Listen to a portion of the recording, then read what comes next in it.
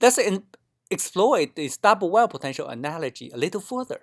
Since the system is under tug-of-war between adding active and repressive marks, we expect that reducing A3K9 methyltransferase concentration would help an OR allele to change its epigenetic state, analogous to lift-left well. There are two types of A3K9 methyltransferases, G9A and GLP. So we expect that with G9A and GLP double knockout, most olfactory sensory neurons should express multiple ORs at high levels. This is what the model predicts, and this is the experimental result with the partial G9A inhibition in zebrafish. Indeed, one observes some increase of neuron co-expressing multiple ORs. This is the mouse result with G9A GLP double knockout. Again, only slight increase of neurons with multiple OR co-expression. But in this case, we expect much higher frequencies of co-expression. The results suggest there must be another layer of regulation. Several reports show co-localization of some DNA enhancers and the promoter of the active OR gene. This recent high-C data further shows multiple enhancer elements and the active OR gene from a dense interaction network. Based on these experimental observations, we suggest that for an epigenetically active allele to be transcriptionally active, multiple enhancer elements have to bind to the allele in a cooperative manner. When there are two epigenetically active alleles, they compete for the limited number of enhancers. One allele already has more enhancer bound than another one does. Due to cooperative binding, it is more likely to grab another unbound enhancer. That is, the richer gets richer. Consequently, only one allele has enough enhancer bound to be transcriptionally active. Due to thermal fluctuations, occasionally an allele may lose its enhancer to another one, and they switch their transcriptional status. Indeed, this transcriptional phenomenon has been observed. It is very unlikely that two alleles have exactly the same binding energy to the enhancers. Suppose that one has stronger binding, slightly stronger binding, say half kT, which is hard to tell experimentally. However, due to cooperative binding, this small difference can be amplified. Then the stronger one grabs the enhancers most of the time. Then we reach a very surprising prediction, as shown here. If we knock out one or both of A3K9 methyltransferases, the model predicts that more cells have multiple epigenetically active alleles. However, if you look at OR proteins, most ORs except a small portion are actually downregulated. The more enzymes are knocked out, the less is the OR diversity. Think of it, for an OR allele to be transcriptionally active, it has to change its epigenetic state. However, mutations that help this process lead to opposite effects of reducing expression of most ORs. Seemingly counterintuitive, this is exactly what observed experimentally. Most OR genes are downregulated. The more H3K9 methyltransferase alleles are knocked out, the less is the OR diversity. Actually, the experimental researchers had a very hard time to get their results published, and the paper was rejected by a number of leading journals, so the reviewers simply didn't believe their results. As you see, these seemingly strange results are exactly what we have predicted. These researchers all report that the binding affinity between the upregulated alleles and enhancers is not significantly different from that between the downregulated alleles and enhancers, which is also what we expect. The mechanistic explanation turns out to be very simple.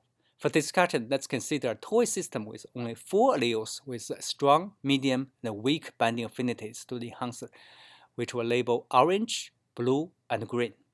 For one type of neuron, most likely it has only one epigenetically active allele, and each allele has about equal probability to be it, that is 1/4. The allele then binds the enhancers, and the corresponding OR proteins are eventually synthesized. So each allele has approximately 1/4 of OR chance being activated. With the mutations, however, a neuron likely has multiple alleles becoming epigenetically active. For example, let's consider a cell has 3.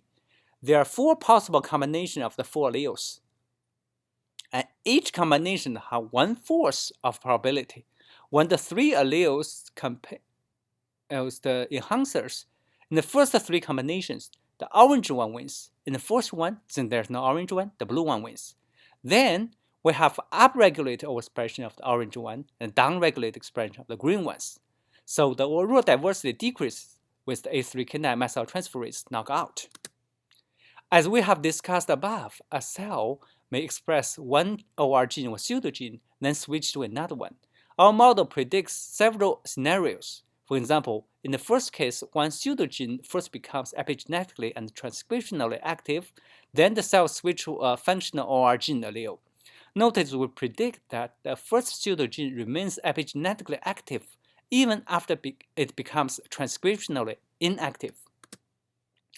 Our model makes a large number of predictions and suggests many new experiments. For example, our model predicts that with ADCY3 knockout, one should observe increased frequency of switching and overall pseudogene expression compared to those in wild-type olfactory sensor neurons. All these have been experimentally confirmed. Now let's make a summary. Our model studies suggest that olfactory sensor neurons have solved the challenging multi-objective optimization problem using a three-layer regulation mechanism. Starting with thousands of possible candidates, first through zonal segregation, the number is reduced to be in hundreds. Then, the alleles have to go through epigenetic barrier crossing and enhancer competition. You may ask why these two seemingly redundant layers regulation are needed. Notice that epigenetic barrier crossing works perfectly for assuring diversity and works only okay, but not perfect for monoallelic expression. On the other hand, enhancer competition works perfectly for ensuring monoallelic expression, since there are simply not enough enhancers to support multiple alleles to be transcriptionally active.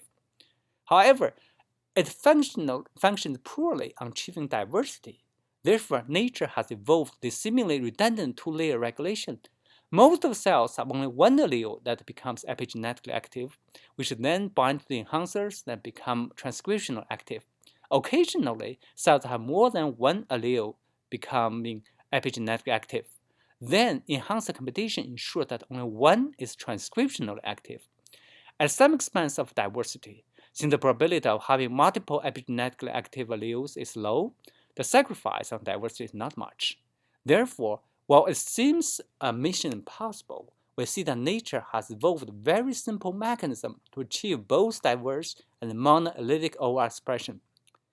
Physicists are obsessed with simplicity. Then, on the other hand, we always say that biological systems are very complex. Yes, they are, and we have to appreciate this complexity. At the same time, I want to convince you that quite often the physics underlying the complexity turns out to be simple. In my earlier time, I worked on understanding the behavior of bacterial flagella motor, which has puzzled the field for a long time. Then I showed that it's just a manifestation of the second law of thermodynamics that results from interplays of different timescales. Therefore, I would like to use the following quote to conclude my talk.